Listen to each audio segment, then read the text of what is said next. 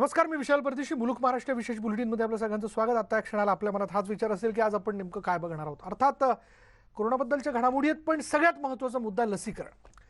लसीकरणावरून सध्या देशभरामध्ये संभ्रमाचं वातावरण निर्माण झालंय, कारण लसीकरणाच्या नियमांमध्ये सातत्यानं बदल होत असल्यानं नागरिकांमध्येही संभ्रम निर्माण झालाय. आणि त्यातच आता ज्या नागरिकांना कोरोना होऊन गेलाय त्यांनी पुढील 6 महिने लस घेण्याची गरज नाही, असं केंद्रीय आरोग्य मंत्रालयानं सांगितलंय. एकीकडे देशभरामध्ये 18 वर्षाच्या पुढील सगळ्या नागरिकांसाठी लसीकरणाला परवानगी मिळाली आहे, तर दुसरीकडे राज्यामध्ये लसींचाच पुरवठा होत नसल्यानं लसीकरण बंद पडलंय. त्यातच आता हा नवा नियम आल्यानं लोकांमध्ये संभ्रमाचं वातावरण आहे.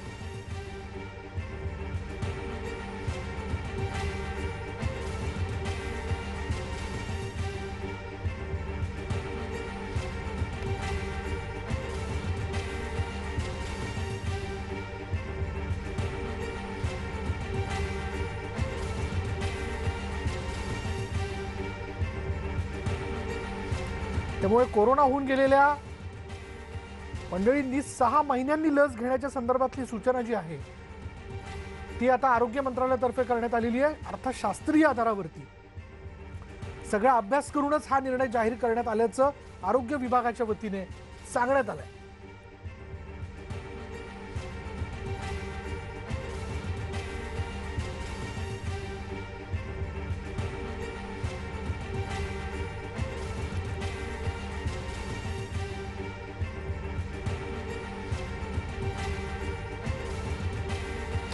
तर डॉक्टर व्ही के पॉल यांनी याबद्दलची माहिती देऊ केलेली आहे. डॉक्टर व्ही के पॉल यांनी पत्रकार परिषद घेत याबद्दल लसीकरणाच्या नियमांमध्ये बदल होत असल्याचं म्हटलेलं आहे.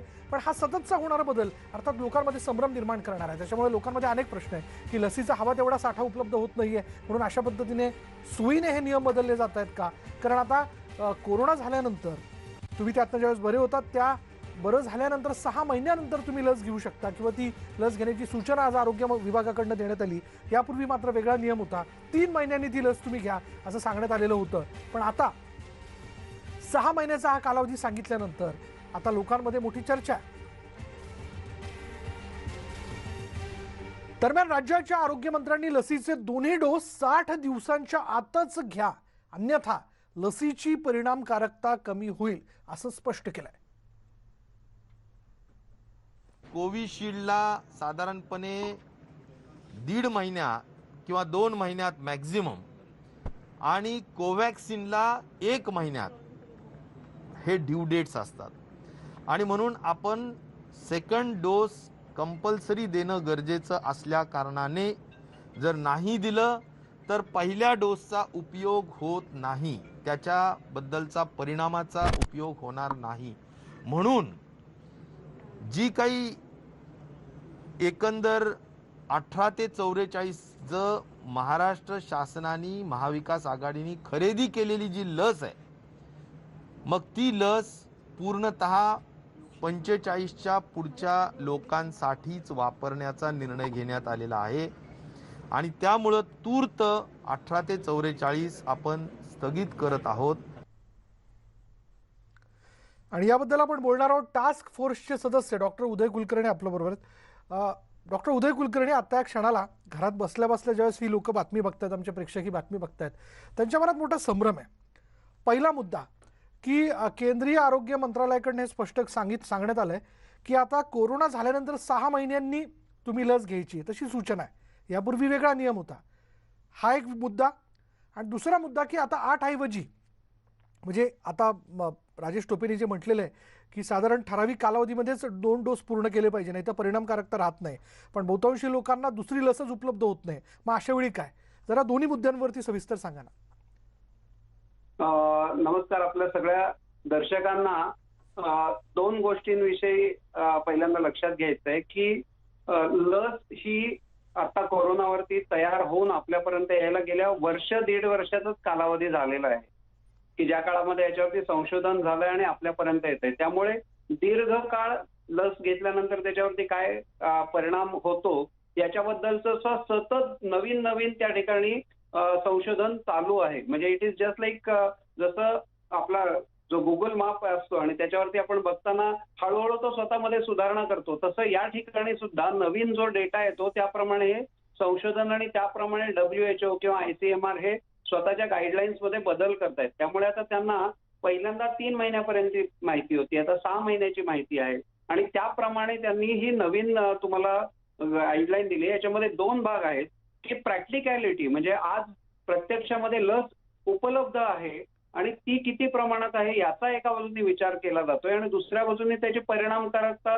जास्तीत जास्त किती अंतराने मिळू शकेल याच्याबद्दलचे त्यांनी आकडे आणि त्यावरून त्यांनी 6 महिन्याचा या ठिकाणी आपल्याला सांगितलेलं आहे की एखाद्याला होऊन गेल्यानंतर त्याच्यातल्या अँटीबॉडीज त्याचं 6 महिन्यापर्यंत चांगल्यापैकी रक्षण करू शकत असतील तर त्यांना थोडं 6 महिन्यापर्यंत दिला तरी चालेल, म्हणून त्यांनी ही नवीन गाईडलाईन दिली असावी. दुसऱ्या बाजूनी आपल्या आरोग्यमंत्र्यांनी जे सांगितलेलं आहे त्यामधला महत्वाचा भाग असा आहे की त्यांच्याकडे उपलब्ध जी माहिती आहे त्याप्रमाणे त्यांनी या गोष्टी सांगितलेल्या आहेत आणि आपल्या जनतेने संभ्रम न करून घेता दोन्ही गोष्टींच्या मधला तारतम्य लक्षात घ्यायला पाहिजे की ज्यांना झालेला नाही आणि ज्यांना लस घ्यायची आहे त्यांनी आरोग्यमंत्र्यांनी सांगितलेल्या दिशेने जाणं योग्य आहे बरोबर. आणि ज्यांना होऊन गेलेलं आहे त्यांनी जे आरोग्य मंत्रालय केंद्रीय त्यांनी सांगितलेलं 6 महिन्याची जी गाईडलाईन आहे ती फॉलो केली तर दोघांचाही सवर्ण मध्य साधला जाईल आणि आपल्या सगळ्यांना लस उपलब्ध होताना येणाऱ्या अडचणी आहेत त्याही याच्यातनं सोडवता येऊ शकतील. म्हणजे चिंता बाळगण्याचं काही कारण नाही. चिंता नाही, उलट याच्यामध्ये स्पष्टीकरण आपण स्वतः बघा तर मी सांगितलेलं तुम्हाला पटेल की ज्यांना झालेला नाही त्यांनी महाराष्ट्राच्या आपल्या आरोग्यमंत्र्यांनी सांगितल्याप्रमाणे जायचंय की 60 दिवसाच्या आतमध्ये दुसरी लस घ्यायची आहे, 30 दिवसांनी कोवॅक्सिन घ्यायचंय आणि ज्यांना होऊन गेलाय त्यांनी 6 महिन्यापर्यंत इतरांना लस मिळण्यासाठी थोडा वेळ मिळतोय तोही मिळू द्यायचा आहे आणि स्वतःही तेवढा काळपर्यंत आपण सुरक्षित आहोत याचा विचार करून लोकांना त्या ठिकाणी थोडंसं, कारण याच्यात बॅलन्स करण्याची गरज आहे. उपलब्ध लस आहे आणि त्याच्यानंतर आपली लोकसंख्या एवढी मोठी आहे की त्यांना सगळ्या गोष्टी पुरवणं एवढं सोपं नाहीये. त्यामुळे हा बॅलन्स केला तर मला असं वाटतं की सगळ्यांनाच लस वेळेत मिळायला मदत होईल. धन्यवाद आमच्याशी बोलल्याबद्दल. त्यामुळे कोणत्याही प्रकारचं संभ्रम, कन्फ्युजन हे मनामध्ये ठेवू नका. डॉक्टरांनी जे सांगितलंय हे दोन्ही मुद्दे वेगवेगळे आहेत, हे दोन्ही मुद्दे लक्षात घ्या आणि मग त्या पद्धतीने आपण पुढे जायचंय, कारण आपल्या या संकटावरती मात करायची आहे. सध्या राज्यातच नव्हे तर देशभरातील लसीकरणाचा टप्पा एका महत्त्वाच्या वळणावरती येऊन ठेपलाय. कारण एकीकडे 18 वर्षांवरील सर्वांसाठी लसीकरण देशामध्ये सुरू करण्यात आलंय, मात्र त्यामधली आणखीन एक महत्त्वाची बाब ही की लसच उपलब्ध नसल्यानं तुर्तास तरी काही दिवस 18 ते 44 वयोगटाचं लसीकरण थांबवण्यात आलंय. काही ठिकाणी लस उपलब्ध होत नाहीये तर गेल्या काही दिवसांपासून 2 लसींदरम्यानचं अंतर वाढवण्यात आल्याचं सांगण्यात आलंय.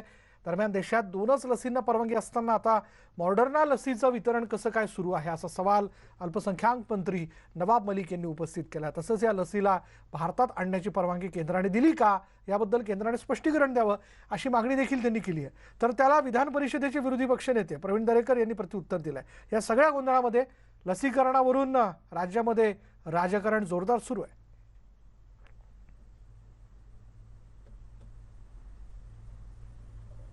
मुंबईच्या आजूबाजूला त्या मॉडर्नाच्या लसीकरण सुरू आहे. ते लसीकरण जे विदेशातले दूतावास आहे, विशेषकर फ्रान्स या कंट्रीचे जे नागरिक या मुंबईमध्ये किंवा भारतात राहत आहेत त्यांना मॉडर्ना लस देण्यासाठी काही हॉस्पिटलमध्ये लसीकरण सुरू करण्यात आलेलं आहे. त्यांचे नागरिक सोबत त्यांचे नातेवाईक जर त्यांनी लग्न केलं असेल भारतीय नागरिकांशी त्यांचे पण लसीकरण सुरू झालेलं आहे. मग आता केंद्राकडे आमचे प्रश्न आहे की तुम्ही सांगताय की 3च लोकांना परवानगी आहे, पण मॉडर्नाचं लसीकरण या भारतात कुठल्या पद्धतीने सुरू झाला, विशेष परवानगी कशी दिली. नवाब मलिक संशोधक आहेत, ते रोज प्रसार माध्यमांच्या माध्यमातून काहीतरी सनसनाटी सांगायचं असतं. मुळात अजून या लसीच्या संदर्भात डिटेल उपलब्ध नाही आणि माझ्या माहितीप्रमाणे त्या एम्बसीने त्या देशातली त्यांच्या कर्मचाऱ्यांसाठी केलेली व्यवस्था आहे. जर त्या देशातील इथली एम्बसी त्यांच्या कर्मचाऱ्यांची काळजी घेत असेल आणि आम्ही आमच्या इथल्या कर्मचाऱ्यांची नागरिकांची काळजी न घेता केवळ अशा प्रकारे बोर्ड दाखवत रोज वेळ घालणार असू तर मला वाटतं या सरकारच्या संवेदना कोरोनाच्या निर्मूलनाच्या संदर्भात दिसून येतात. देशासाठी आता एक आनंदाची बातमी अशी आहे की स्पुटनिकची लस पुढच्या आठवड्यात भारतात दाखल होणार आहे आणि जुलैपासून स्पुटनिक लसीचं उत्पादन केलं जाणार आहे. आरोग्य मंत्रालयाचे डॉक्टर VK पॉल यांनी माहिती दिली आहे. भारतात ऑगस्ट ते डिसेंबर दरम्यान 216 कोटी लसींचे डोस येणार आहेत. कोविशिल्ड 75 कोटी, कोवॅक्सिनचे 55 कोटी, झायडर लसीचे 5 कोटी तर बायोवॅक्सिनचे 21 कोटी डोस भारतात येतील आणि त्यामुळे नागरिकांना दिलासा मिळेल.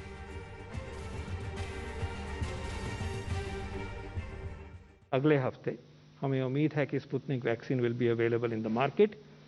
जो लिमिटेड सप्लाई पहली आई है वहाँ से वो उसकी बिक्री शुरू होने की उम्मीद है अगले हफ्ते, अर्ली नेक्स्ट वीक, और उसके बाद उनकी और सप्लाईज आएंगी और फिर जुलाई के महीने से ये बनना शुरू हो जाएगा.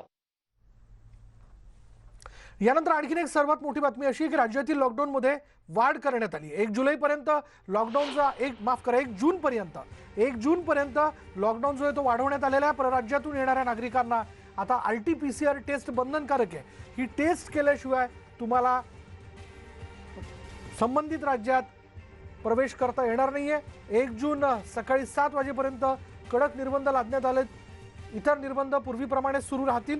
दुग्ध व्यवसाय यांना दूध देण्याच्या संदर्भात म्हणजे दूध विक्री करण्याच्या संदर्भात मुभा म्हणजे सध्या जे नियम पाळले जात आहेत सकाळी 7 ते 11 वाजेपर्यंतचे त्याच पद्धतीचे नियम आताही यापुढे 1 जूनपर्यंत सतत असतील. घरपोच सेवा विक्री यासाठी परवानगी आहे.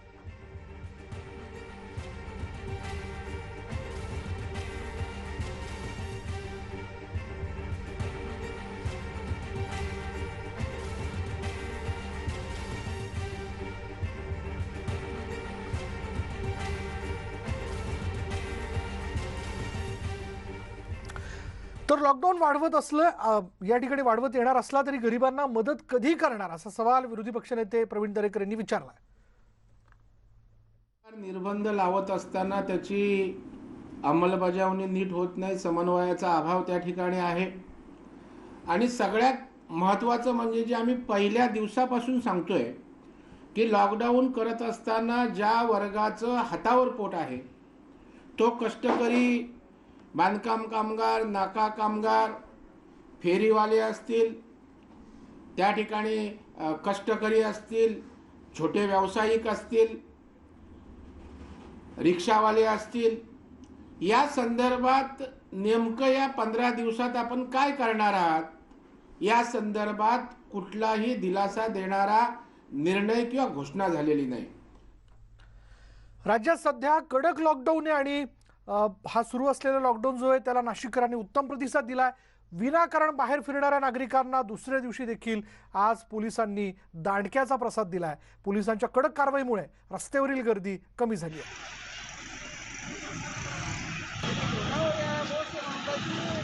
187 ऐसे जिले हैं जहां पर पिछले 2 हफ्तों से केस में एक रिलेटिवली लोअर ट्रेंड नोट किया जा रहा है, जिसमें से कुछ जिले हम आप लोगों को दिखाना चाहेंगे, जिसमें मुख्यतः मैं आप लोगों को सामने हाईलाइट करना चाहूँगा. जैसे आप नासिक में देखें तो एक sharp fall in cases note किया जा रहा है. 35,000 जहां वीकली केसेस आते थे वो 22,000 के करीब रह गए हैं.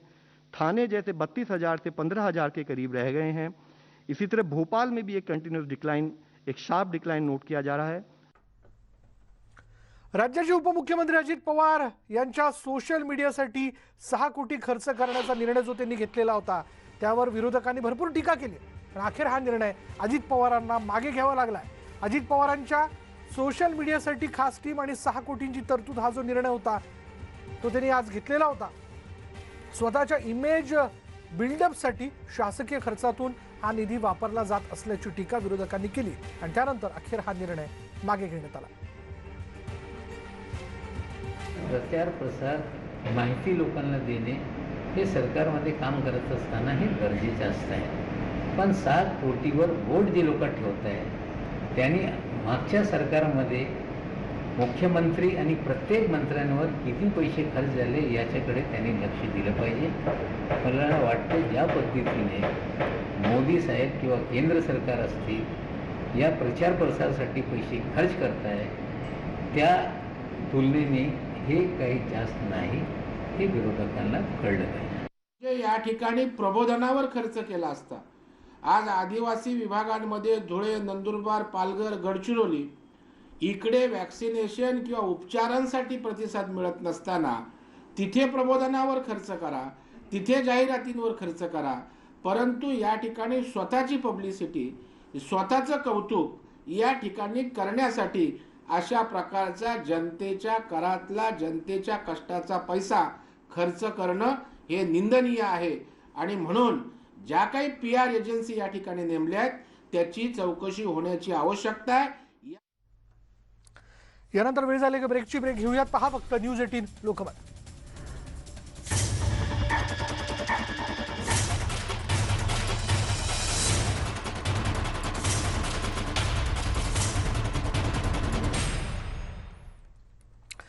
ब्रेकनंतर बघणार आहोत बातमी. कोल्हापुरात मोफत श्रीखंड वाटप करण्यात येत आहे आणि त्यासाठी शेकडोची रांग लागली आहे. वारणा दूध संघाच्या सभासदांसाठी हे वाटप करण्यात येत आहे. कोल्हापूरच्या दाभोलकर कॉर्नर जवळील दूध विक्री केंद्रात गर्दी झाली. विशेष म्हणजे कोणतीही परवानगी नसताना हे श्रीखंड वाटप सुरू आहे. त्यामुळे कोरोनाच्या सगळ्या कालावधीमध्ये गर्दी करू नका किंवा गर्दी होऊ नये या दृष्टीनं प्रत्येक संस्थेचं खरं तर काम असलं पाहिजे. पण आता कोणती परवानगी नसताना अशा पद्धतीने श्रीखंड वाटप होतंय ही बातमी जी ती वाऱ्यासारखी कोल्हापुरात पसरली आणि त्यामुळे आता इतरही लोकांनी तिथे गर्दी केली. सोशल डिस्टन्सिंगचे नियम या ठिकाणी कोणत्या प्रकारे पाळले जात आहेत का बघा.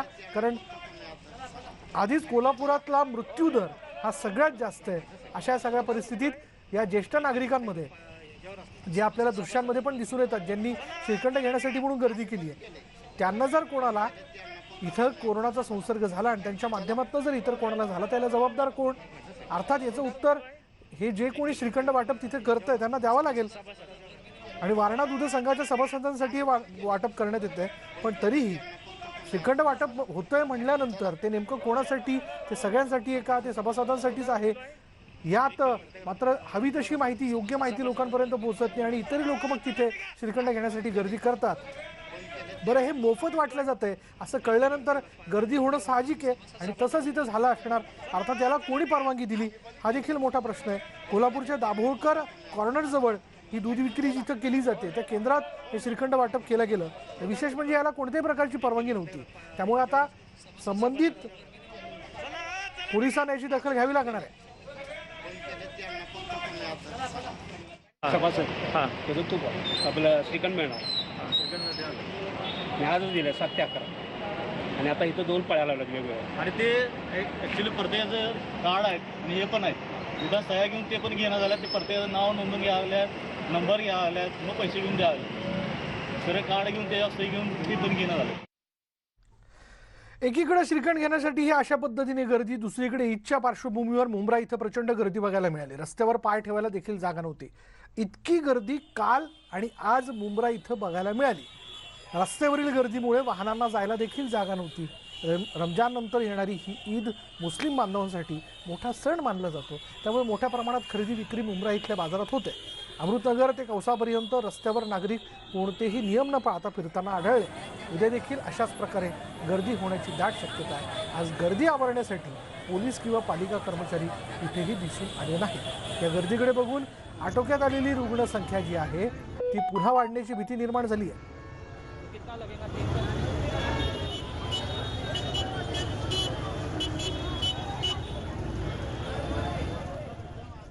बातमी पुण्यातनं. पुण्याच्या भवानी पेठेतील हॉस्पिटलमधून पळून गेलेल्या महिलेचा मृतदेह सापडलाय.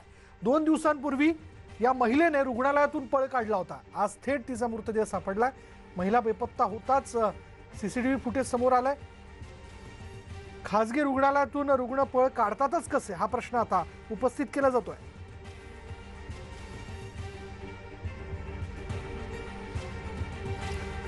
भवानी पेठेतलं होप हॉस्पिटल जे त्या हॉस्पिटलमधनं या महिलेनं पळ काढला होता. या बेपत्ता महिलेचं CCTV फुटेज देखील न्यूज 18 लोकमतच्या हाती आलं. अर्थात थोड्या वेळात आपण ते बघूच. ज्या फुटेजमध्ये ही महिला या हॉस्पिटलमधनं पळून जाताना दिसून येते. कोविड रुग्णालयातनं ही महिला जी ती बेपत्ता झाली आणि आज सकाळी या महिलेचा थेट मृतदेह सापडला. भवानी पेठेतल्या होप हॉस्पिटलमधनं ही महिला पळाली होती. पुण्यात आमचे प्रतिनिधी चंद्रकांत फुंदे आपल्या बरोबर आहेत. चंद्रकांत, नेमकं हे काय प्रकरण आहे? खरं तर पोलिसांच्या खात्रीलायक सूत्रानुसार या महिलेनं सुसाईड केल्याची माहिती मिळते, पण अद्यापही तसा दुजोरा मिळालेला नाहीये.